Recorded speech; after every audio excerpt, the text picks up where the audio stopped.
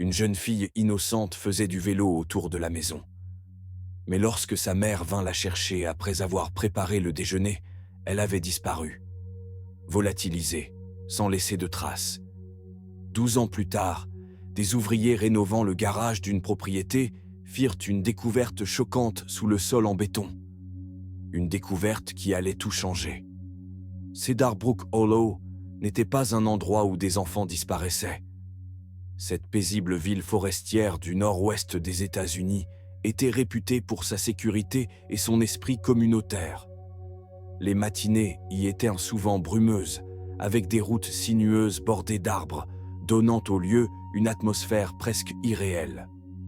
Au fil des années, quelques locations Airbnb s'y étaient installées, attirant des citadins en quête de calme. Un après-midi de mai, Laura Forrester rentra chez elle à 15h17, comme à son habitude. À 40 ans, ses cheveux blonds miel commençaient à grisonner.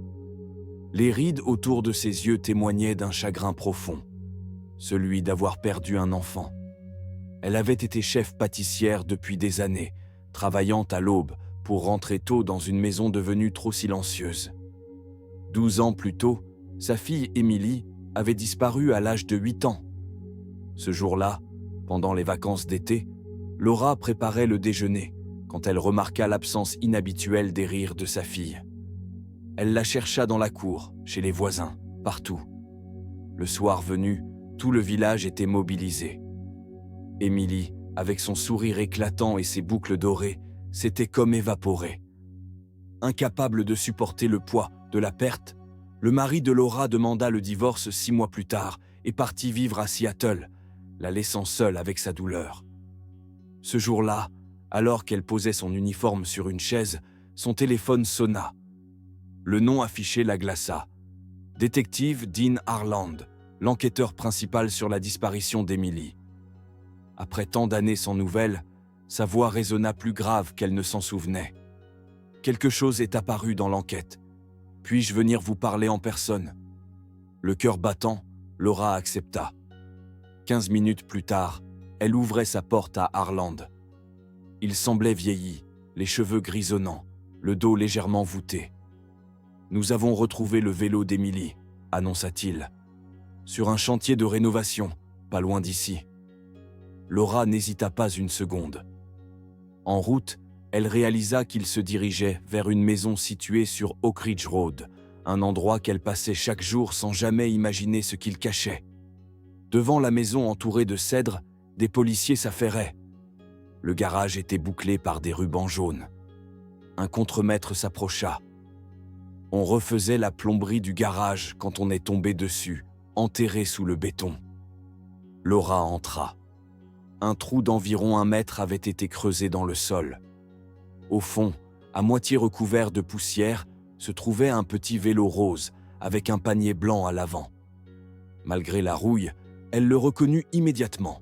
« C'est le sien », murmura-t-elle, la gorge nouée. Emily adorait les rubans violets et roses sur le guidon. Elle refusait qu'on les enlève. Le vélo avait été placé là intentionnellement. Et pour Laura, ce n'était plus seulement une preuve. C'était une vérité qui refaisait surface après 12 ans de silence. Le chef de chantier ajouta « Ce n'était pas un simple oubli durant des travaux. Le vélo a été intentionnellement enterré, profondément. On voulait le cacher. » « Est-ce qu'il y avait ?» demanda Laura, sans pouvoir terminer. La peur lui nouait la gorge. Le détective Harland comprit. « Il n'y avait aucun reste humain, Laura. Juste le vélo. » Elle hocha la tête, mêlant soulagement et chagrin. « Merci de m'avoir appelé, » dit-elle. « L'équipe va extraire le vélo et l'analyser pour des empreintes ou de l'ADN. Après 12 ans sous terre, on ne sait pas ce qu'on trouvera. »« Avez-vous parlé au propriétaire ?» demanda Laura. « Nous avons contacté le gardien du bien, un certain Ernest Malalry. Un de mes agents est allé le chercher. Nous avons aussi les coordonnées des derniers locataires. Ils vivent à Seattle. Nous les contactons également. » Laura fixait le vélo rose. Pour la première fois en 12 ans, elle ressentait autre chose que la douleur, un faible espoir. Elle prit plusieurs photos du vélo, sans gêner le travail des experts. Ceux-ci photographiaient chaque angle avant de retirer délicatement l'objet. « On va traiter cela avec le plus grand soin », lui dit une agente en blouse blanche.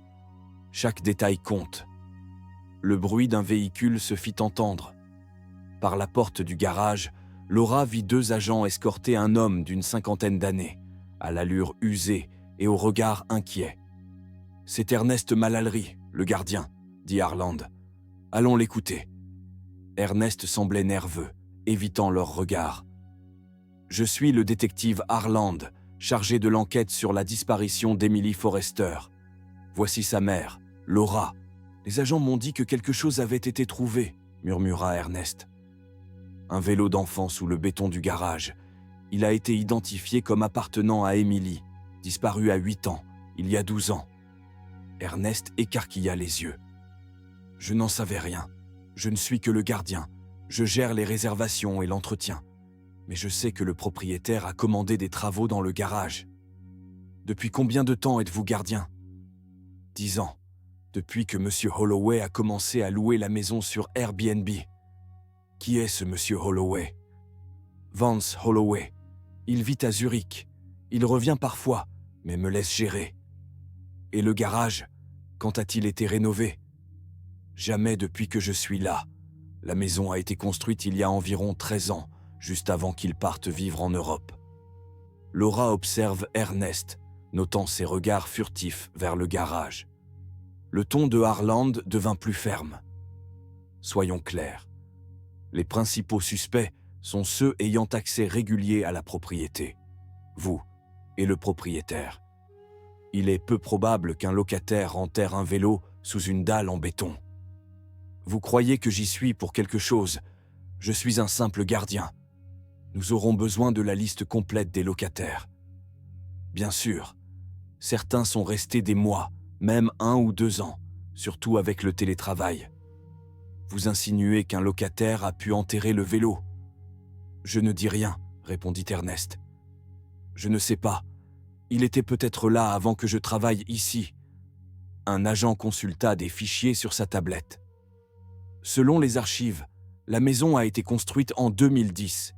Emily a disparu en 2011. Voilà, dit Ernest. Le vélo a dû être enterré durant la construction. Je n'étais même pas employé à l'époque. Le détective resta impassible. Nous devons parler à M. Holloway au plus vite. En attendant, restez disponible pour d'autres questions. Bien sûr, je veux aider. Harland ordonna à ses agents de contacter les autorités suisses. Le site allait être fouillé de fond en comble et tous les anciens locataires interrogés. Les médias ont été prévenus, dit Harland à Laura. Vous voulez faire une déclaration ? Non, c'est trop tôt pour moi. Je comprends. Un agent va vous raccompagner. On vous tiendra informé. Alors qu'elle montait dans le véhicule, Laura vit les camions de presse arriver. Des caméras se montèrent déjà. Mais ce jour-là, le simple fait de revoir le vélo de sa fille raviva quelque chose en elle. Un espoir que le temps avait presque éteint. Mais avec cet espoir renaissant, venait aussi la peur d'être de nouveau brisée. Sur le chemin du retour, Laura regardait les rues familières de Cedar Brook Hollow défiler, comme si elle les voyait pour la première fois.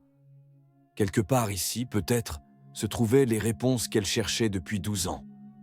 Une fois rentrée, elle remercia le policier et monta directement dans sa chambre. L'image du vélo d'Emily, les questions à Ernest Malalry, la réouverture de l'enquête. Tout tournait dans sa tête. Elle enfila un vieux sweat confortable et se dirigea pieds nus vers son bureau, installé dans ce qui avait autrefois été la chambre d'Emily. Les murs jaunes avaient laissé place à un beige neutre, mais quelques dessins encadrés de sa fille restaient accrochés, traces silencieuses d'un passé figé. Laura s'assit à son ordinateur et se connecta au forum en ligne qu'elle fréquentait depuis des années, le groupe de soutien pour parents d'enfants disparus. Ce lieu virtuel l'avait aidée à tenir. Les mains tremblantes, elle créa un nouveau message. Aujourd'hui, après 12 ans, la police a retrouvé le vélo d'Emily, enterré sous du béton, dans le garage d'une maison louée sur Airbnb. Je passe devant cette maison tous les jours pour aller au travail. L'enquête est en cours. Je suis bouleversé, mais je voulais vous tenir au courant. Peut-être que c'est enfin un vrai tournant. » Elle joignit une photo du vélo prise plus tôt et publia le message. Les réponses affluèrent presque aussitôt, pleines de compassion et d'espoir. Puis, une notification privée apparut. Pensant à un message de soutien, elle cliqua. Ce qu'elle vit la figea d'horreur. Une vieille photo d'Émilie à vélo, qu'elle avait partagée sur le forum, avait été modifiée de façon macabre. Le visage souriant de sa fille avait été remplacé par une tête de cochon morte. En dessous, une courte vidéo montrait quelqu'un découpant une tête de cochon, l'enveloppant dans du plastique. Une phrase accompagnait ce cauchemar. « Ta fille est aussi morte que ce cochon.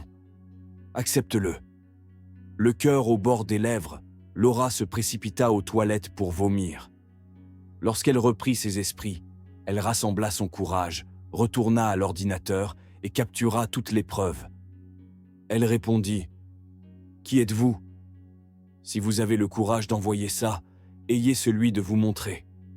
Qui peut être assez cruel pour faire ça à une mère ?» Elle consulta le profil du compte. Privé, vide, probablement créé uniquement pour envoyer ce message. Déterminée à ne rien laisser passer, elle revisionna la vidéo, scrutant chaque détail. Elle nota un plan en bois, peut-être extérieur, et, dans un coin, ce qui ressemblait à un sapin visible à travers une fenêtre. Elle partagea tout sur le forum et transmit les éléments à l'inspecteur Harland, espérant que quelqu'un reconnaîtrait un indice. Peu après, son téléphone sonna. C'était Harland. « J'ai vu ce que vous m'avez envoyé. Quand avez-vous reçu ce message ?»« Juste après avoir posté sur le forum, » répondit Laura, plus calme qu'elle ne s'y attendait. « Notre équipe technique l'analyse. Et un détail m'a frappé. Les arbres visibles dans la vidéo ressemblent à des conifères alpins européens, rien à voir avec ceux d'ici. Vous pensez au propriétaire? Il vit en Suisse, non? C'est possible. Peut-être qu'Ernest Mallory l'a informé de notre visite, mais ça pourrait aussi être un internaute malveillant qui a vu les infos. Avez-vous trouvé autre chose dans la maison? On a fouillé tout le terrain. Aucune trace de restes humains, rien qui relie clairement à Émilie, à part le vélo. Et les anciens locataires? Nous commençons à les contacter. Nous priorisons ceux qui sont restés longtemps, surtout autour de la date de disparition. Harland ajouta « Le rapport préliminaire du vélo est prêt. Pas d'empreinte, pas d'ADN. Le béton et l'humidité ont effacé toute trace exploitable. » Laura ferma les yeux, luttant contre la déception. Mais une chose était sûre. Pour la première fois en 12 ans, elle avait une piste. Alors, on revient à la case départ. Pas du tout, répondit le détective Harlon.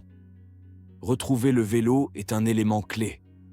Cela prouve que la personne impliquée dans la disparition d'Émilie avait accès à cette propriété. Ça réduit considérablement notre champ d'investigation. Après avoir raccroché, Laura retourna à son ordinateur. Son message sur le forum avait généré des dizaines de réponses pleines de soutien et d'analyse. Certains confirmaient que les arbres dans la vidéo semblaient beau bien être des conifères européens, tandis que d'autres évoquaient des anomalies dans les images suggérant une manipulation numérique, voire une création par intelligence artificielle.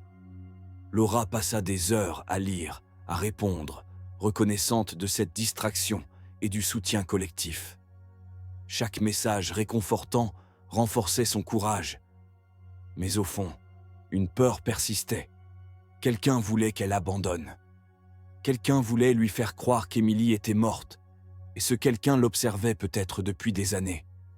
Toute la journée, elle resta connectée au forum. Des experts en vidéo analysèrent image par image la vidéo troublante. La lumière change entre les plans, nota l'un. Et on voit des artefacts numériques autour de la tête du cochon, ajouta un autre. Un troisième utilisateur, spécialiste en authentification vidéo, déclara « Cela ressemble à un montage ». Une séquence réelle de boucherie mélangée à des éléments générés par IA pour créer un faux contexte. Laura s'accrocha à ces détails techniques. Mieux valait penser à l'aspect visuel qu'à la signification horrible du message. Quand elle leva enfin les yeux, il était presque minuit. Elle quitta le forum, promit de donner des nouvelles, et éteignit son ordinateur.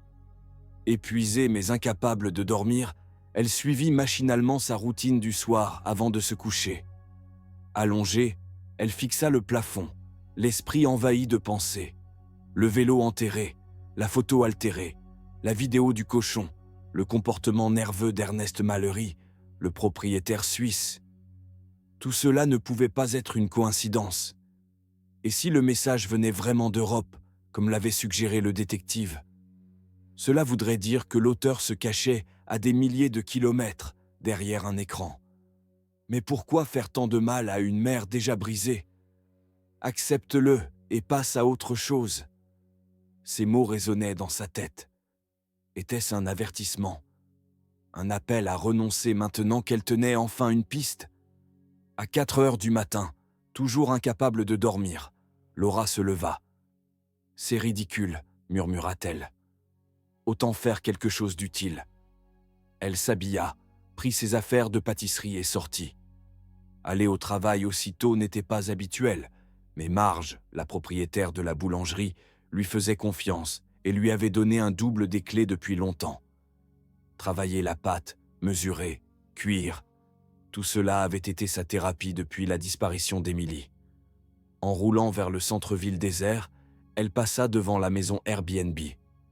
Une lumière était allumée à l'intérieur, puis s'éteignit soudainement. Laura fronça les sourcils. Le détective avait dit que la maison était sous surveillance. Pourquoi allumer et éteindre une lumière à cette heure? Elle ralentit, puis s'engagea prudemment dans l'allée privée. Un van blanc était garé près de la maison. Ce n'était pas un véhicule de police. Laura coupa le moteur, descendit sans bruit et s'approcha à travers les arbres. Soudain, elle vit une silhouette sortir précipitamment de la maison et se diriger vers le van. Ernest Mallory, le gardien. Même dans la pénombre, Laura reconnut sa démarche hésitante et son dos voûté. Il portait quelque chose, mais à cette distance, elle ne distinguait pas quoi. Il le déposa dans une camionnette blanche, puis se figea en entendant ses pas sur le gravier. « Qui est là ?» lança-t-il, inquiet. Laura sortit de l'ombre. « C'est moi, Laura Forrester, la mère d'Emily. » Ernest recula d'un pas, visiblement nerveux. « Que faites-vous ici à cette heure ?» demanda-t-il tendu. « Je pourrais vous poser la même question. Cette maison est censée être interdite d'accès. J'ai vu une lumière en passant. » Ernest se justifia. « Monsieur Holloway m'a demandé de récupérer des documents importants pour l'enquête. Il m'a donné l'autorisation. » « À 4 heures du matin, » fit Laura, sceptique. « Il est en Suisse. Là-bas, c'est déjà le matin. Il m'a appelé dès qu'il a appris ce qui se passait. » Son explication semblait logique, mais son attitude trahissait le malaise. Il bougeait sans cesse, évitait son regard. « Je dois livrer ces documents au commissariat. Vous ne devriez pas rester ici, insista-t-il. « Je vais justement dans l'autre direction. Je pars travailler, » répondit Laura. Ernest acquiesça rapidement et monta dans sa camionnette. Laura retourna à sa voiture, observant la camionnette disparaître dans la nuit. Une fois à l'intérieur, elle appela immédiatement le détective Aaron. « Il prétendait avoir la permission d'entrer, » expliqua-t-elle. « C'est complètement faux, » rétorqua Aaron. « Personne n'a le droit d'entrer là-bas. Ce qu'il faisait n'était pas autorisé. »« Dois-je le suivre ? Il vient de partir. »« Surtout pas, » répondit Aaron avec fermeté. « Il pourrait être dangereux. »« Restez où vous êtes, j'envoie une patrouille immédiatement. »« Je ne suis plus sur place. Il est parti vers l'ouest, sur Cedar Ridge Road. »« Bien reçu. On va le retrouver. Ne faites rien de risqué. » Laura raccrocha, le cœur battant. Quel rôle Ernest jouait-il dans cette affaire? Que venait-il chercher? Et pourquoi maintenant? La réponse s'imposa à elle. Il faisait disparaître des preuves, quelque chose qui le reliait à la disparition d'Emily.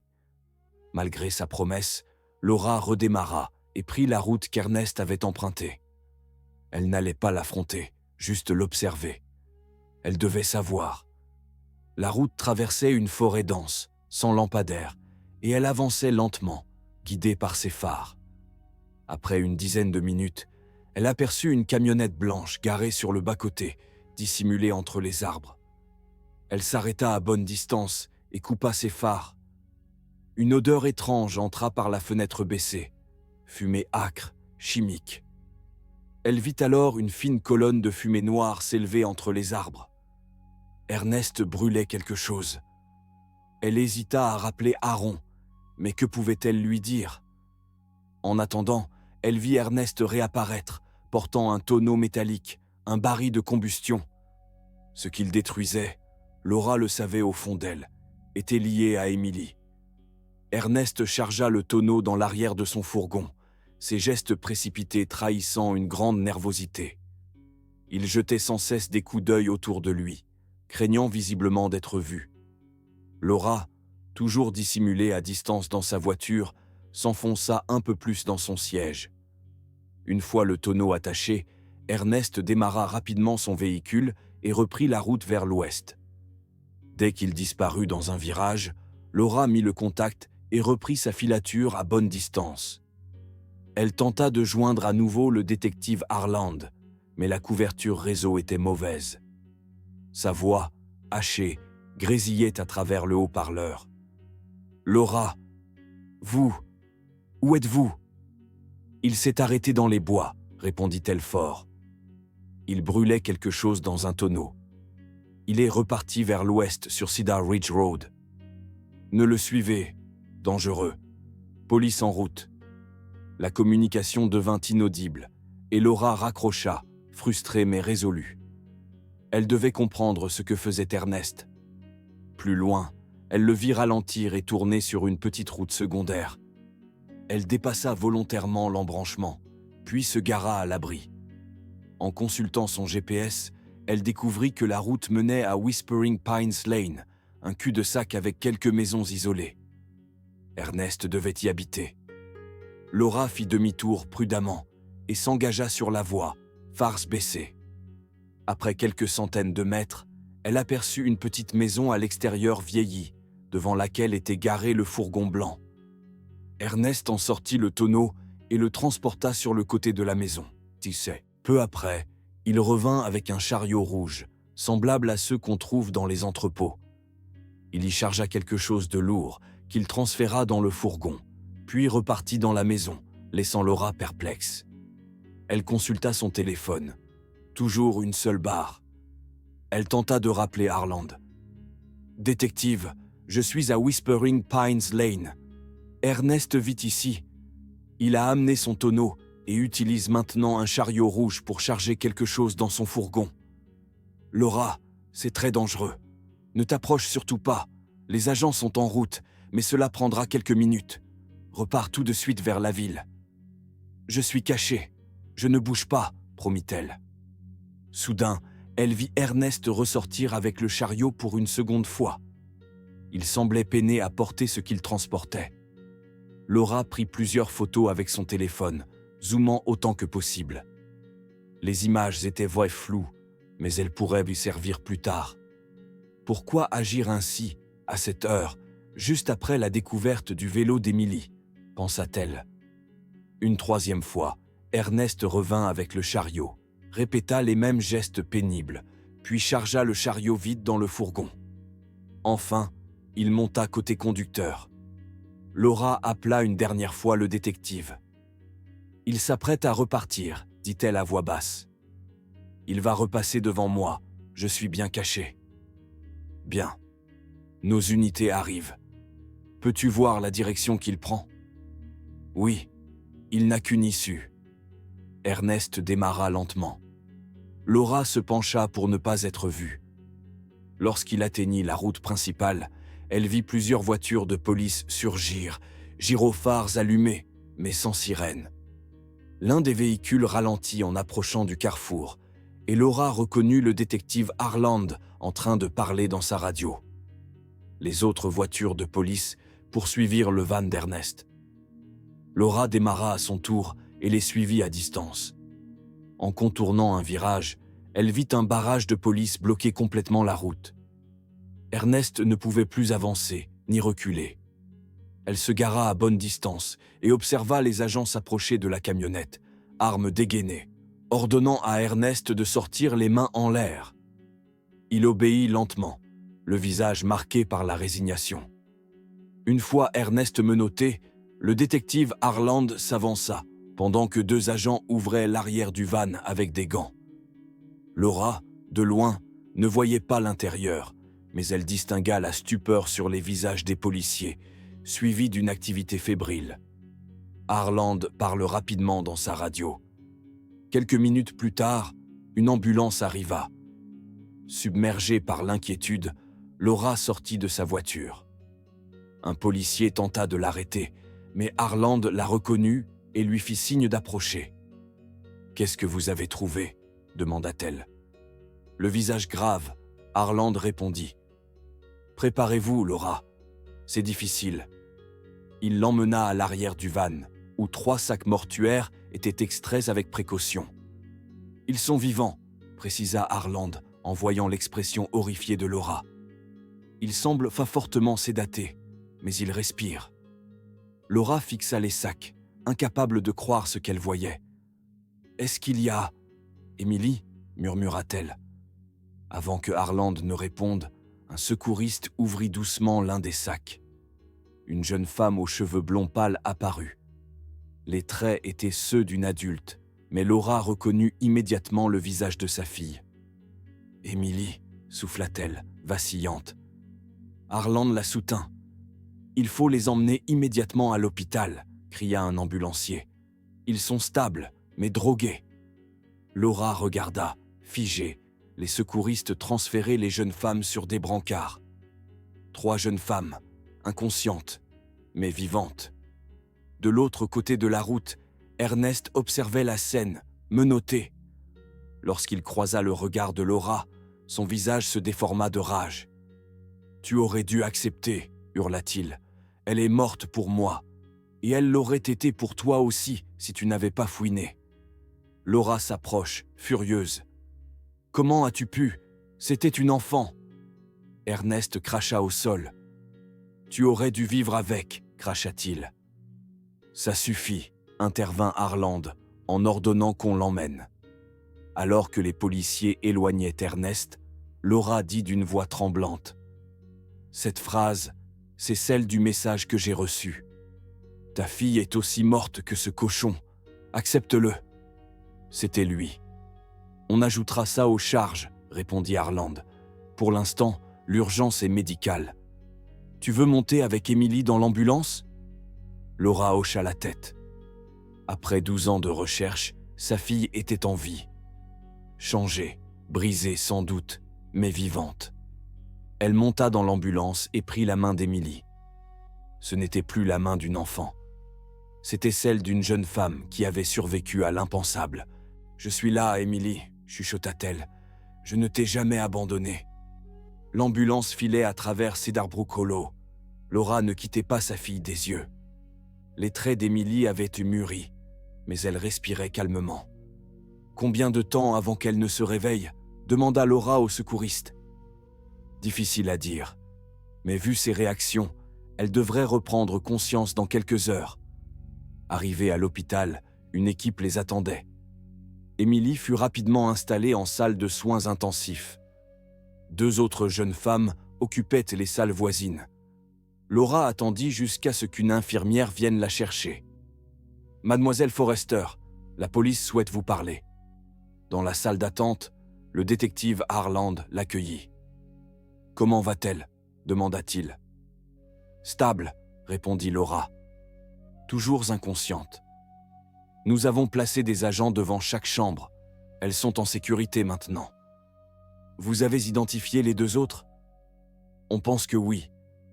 D'après les journaux d'Ernest et les dossiers de personnes disparues, il s'agit de Kayla Bennett, portée disparue à 9 ans à Portland il y a 11 ans, et Juliana Ramirez, enlevée à Seattle lors d'une sortie scolaire il y a 13 ans. Laura ferma les yeux un instant. 3 vies perdues, enfin retrouvées. Laura pensa aux autres mères qui allaient bientôt recevoir un appel bouleversant, comme celui qui avait changé sa vie lorsque le vélo d'Emily avait été retrouvé. « Et Ernest, a-t-il parlé ?» demanda-t-elle en rouvrant les yeux. « Pas vraiment, » répondit le détective Harland. « Il a demandé un avocat, mais nous avons trouvé de nombreux journaux, des photos et des documents. Il se voyait comme un protecteur, pas comme un ravisseur. Comment a-t-il pu les cacher si longtemps? Il avait un bunker sous sa maison, insonorisé, aménagé comme un espace de vie. Et il recevait rarement des visiteurs. C'est un solitaire. » Laura frissonna à l'idée d'Emily et des autres filles vivant enfermées dans un sous-sol pendant toutes ces années. « Nous avons aussi son ordinateur, » poursuivit Harland. « C'est bien lui qui vous a envoyé cette vidéo et la photo. Il avait créé un faux compte et utilisé l'IA pour simuler un lieu en Europe. Pour détourner l'attention de lui-même, » murmura Laura. « Exactement.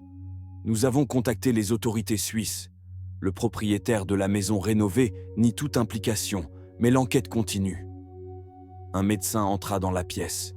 « Madame Forrester, je suis le docteur Patel. J'ai terminé l'examen de votre fille. » Laura se leva d'un bond. « Comment va-t-elle ?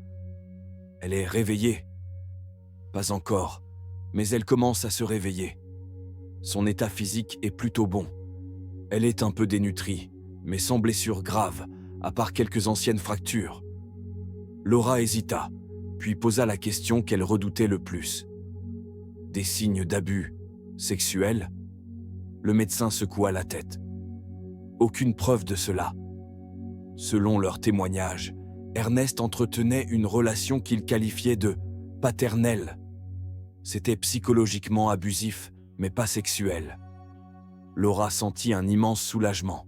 « Puis-je la voir ? » « Oui, elle est dans une chambre privée. Sa mémoire de vous pourrait l'aider à se réveiller. » Laura suivit le docteur jusqu'à la chambre, où un policier montait la garde. Emily dormait encore, branchée à plusieurs moniteurs. Laura s'assit près du lit et lui prit doucement la main. « Je suis là, ma chérie. Tu es en sécurité maintenant. » Elle resta ainsi pendant près d'1 heure, jusqu'à ce qu'Emily bouge légèrement. « Emily, tu m'entends ?» La jeune femme ouvrit lentement les yeux. D'abord flous, ils finirent par se poser sur Laura. « Maman, » murmura-t-elle. « Oui, ma chérie, c'est moi.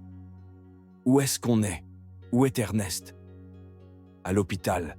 Il a été arrêté. Il ne pourra plus jamais te faire de mal. Tu es libre maintenant. » Emily cligna des yeux, essayant d'y croire. « Je pensais que je ne te reverrais jamais. » Les larmes de Laura coulèrent. « Je ne t'ai jamais oublié.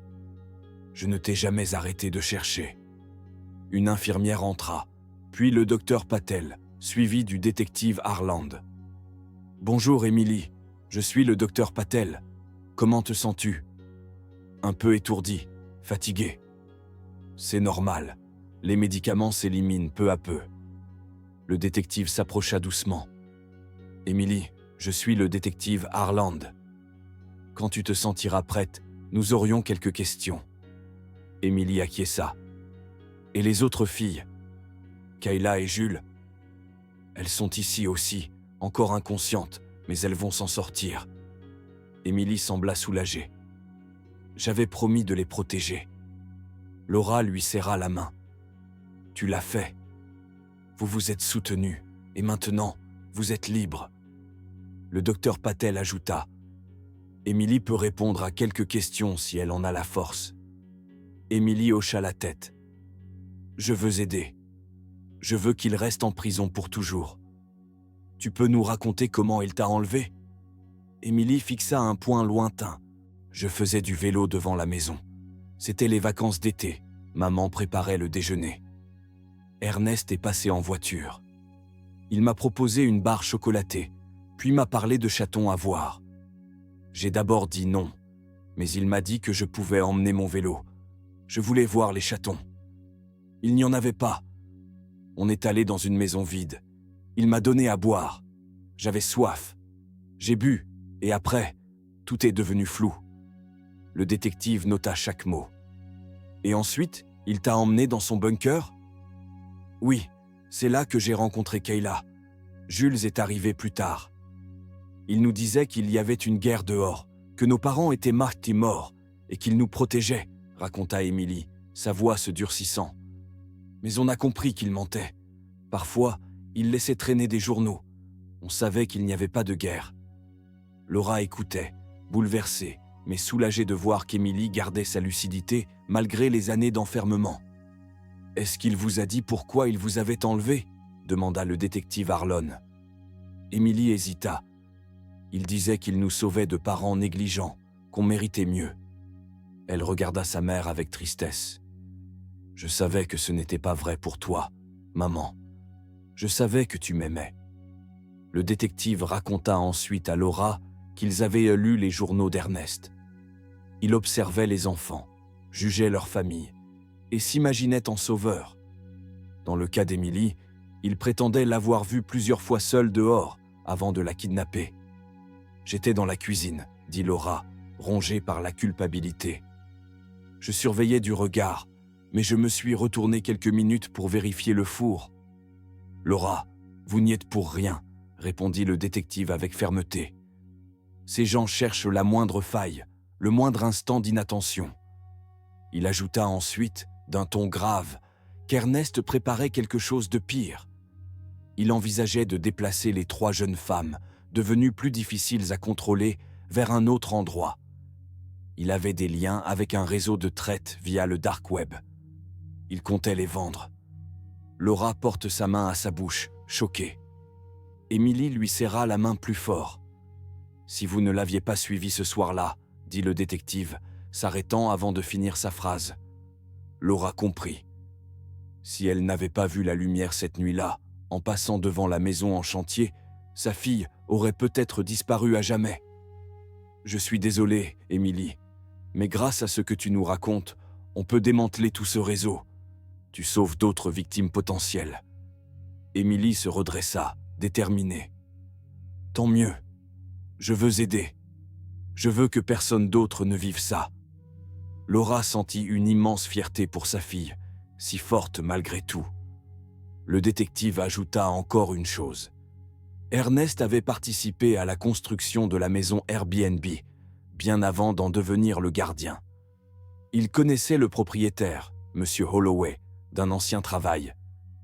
Il avait donc accès au chantier avant que la dalle du garage ne soit coulée. Il a enterré le vélo, conclut Laura, pour effacer les preuves. Exactement, confirma le détective. Monsieur Holloway, de son côté, coopère pleinement et semble ne rien savoir des crimes. Après quelques dernières questions, le docteur Patel intervint, rappelant qu'Émilie devait se reposer. Le détective la remercia avant de quitter la pièce. Laura caressa les cheveux de sa fille. « Dors, ma chérie. Je suis là. Je ne partirai pas. »« Ne pars pas, » murmura Émilie, déjà à moitié endormie. « Jamais, » promit Laura en s'installant près du lit. Alors qu'Émilie sombrait dans le sommeil, Laura la regarda avec amour. Tout ne faisait que commencer. La guérison, l'adaptation au monde, le procès. Mais elles affronteraient dire tout cela ensemble. Après 12 années d'ombre, la lumière était enfin revenue. Ce n'est pas le vélo retrouvé qui avait ramené Émilie, pensa Laura. C'était l'amour d'une mère, la persévérance d'un détective, la force d'une enfant, et un enchaînement de petites décisions qui, ce matin-là, l'avaient menée devant cette maison, au moment précis. Certains diraient que c'est le hasard. Laura préférait y voir un signe, un rééquilibrage du destin. Et quoi qu'il en soit, elle était reconnaissante. Pour chaque instant, chaque combat, chaque victoire. Sa fille était enfin rentrée. Ensemble, elles allaient retrouver la lumière.